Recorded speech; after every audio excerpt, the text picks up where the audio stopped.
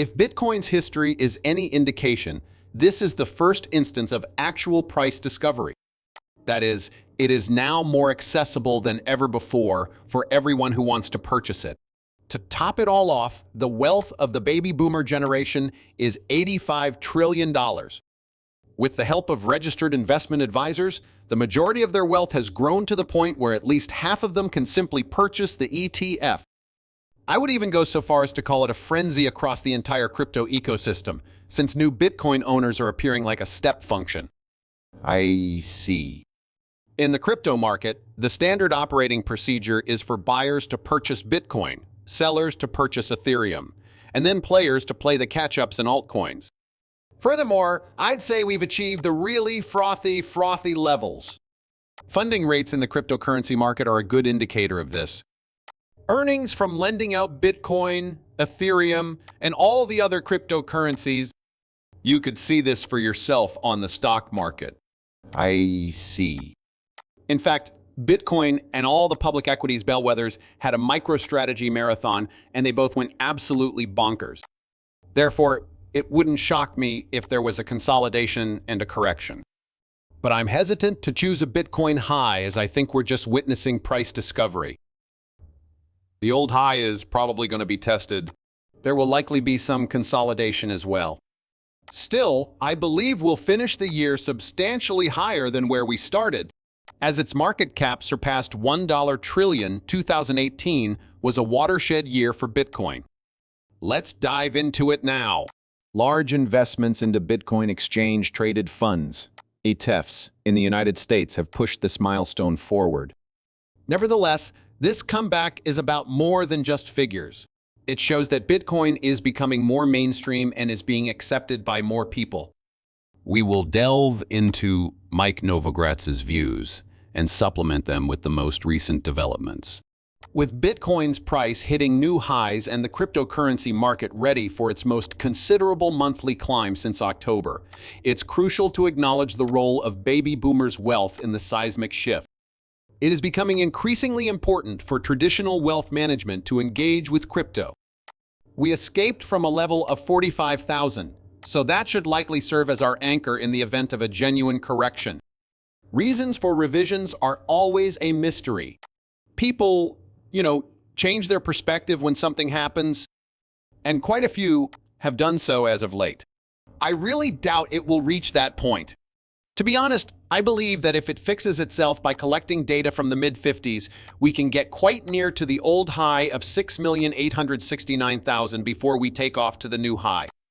What I believe you will see in part of this is that when you consider Fidelity or any of these large platforms that hold a lot of wealth from the baby boomer generation, even a small percentage of their assets being encouraged to move to Bitcoin, which has been a phenomenal diversifier, is a huge number. I see. As I mentioned before, consider the 85% of the baby boomer generation's wealth. $2.5 trillion is 3% of that. I see. All things considered, Bitcoin's market cap is barely over 1.2 trillion. Thus, a step change function will be seen once again. It's happening right now. I prefer to refer to it as price discovery. That was brought up by an acquaintance. Wow, I totally agree with him. It is exactly that. We all know that gold is a $12 trillion asset, but how can you measure something like that? About 1/100th of a tenth of a gram of gold is Bitcoin. At one point, might Bitcoin be worth half as much as gold? In a word, yes. Yeah, it's gonna be. Plus, for every Charlie Munger, it will eventually surpass gold in size. Whoever dies, may God grant him eternal peace. That cash is vying for the attention of the Millennial and Gen Z generations. Plus, digital gold is far more comfy for them than bulky metal. I fall somewhere in the middle. Some of each is fine with me. I have some tangible gold coins that we distribute on our podcast. However, my Bitcoin holdings far outweigh my gold holdings. Let us know what this means for the new members. How concerned are you about this? Note that many of these individual investors are purchasing at a premium Take note of people's craziness and enthusiasm in all their forms. Will purchase at an incorrect level due to its perceived ease, and subsequently, they will sell at an incorrect level after being washed out. I can't believe I sold like that, and then it will go back up. It's all speculation, after all. Also, it's an element of financing. The same could be said for Tesla, Nvidia, or any company, has big moves. Feelings of missing out, FOMO affect everything. That being said, it is inevitable that some investors will enter the market at the wrong level and exit at the wrong level. The fundamental Bitcoin community's resiliency is what has been so astonishing. So, here's the thing. The fundamental Bitcoin value is barely 18,000, and it was painful. People who have owned it and loved it and marketed it probably aren't the ones you want to talk to. Sellers can be found there. Michael Saylor isn't selling, as you well know. Additionally, newcomers will gradually get more comfortable. The idea of putting it in your 401k and then selling it a month later doesn't appeal to me. Listen. I see. Therefore, in the cryptocurrency world, I expect the majority of this fresh cash to be sticky money, also known as hodler money.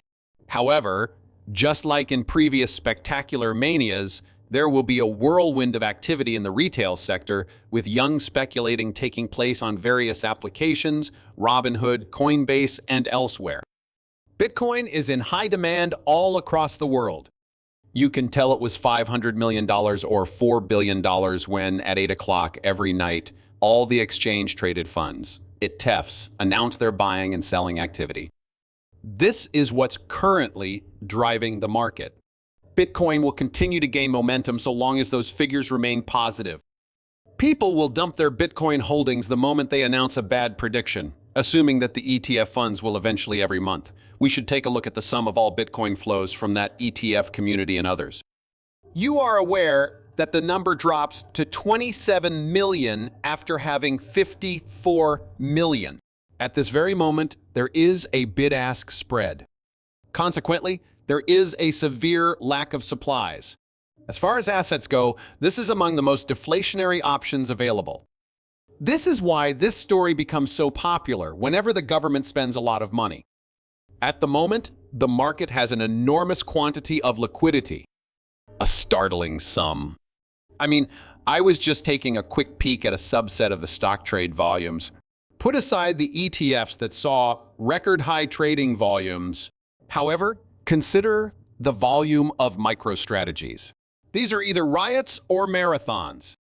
The U.S. equity market deals in cryptocurrency at a monstrous volume. The exchanges you're familiar with, as well as the cryptocurrency exchanges, are beginning to display it. A large number of people are obtaining leverage due to the abundance of liquidity.